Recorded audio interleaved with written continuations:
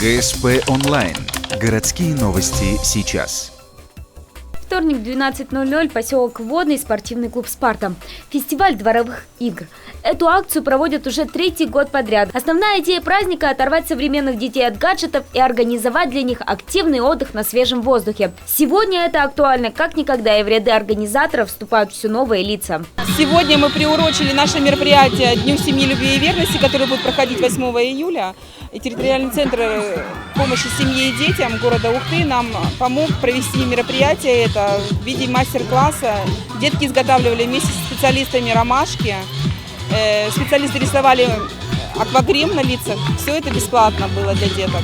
В этом году вместе с играми решили провести благотворительную ярмарку, чем не повод обновить гардероб и распрощаться с надоевшими вещами. Она проходит внутри спорткомплекса, а во дворе для ребят целое представление.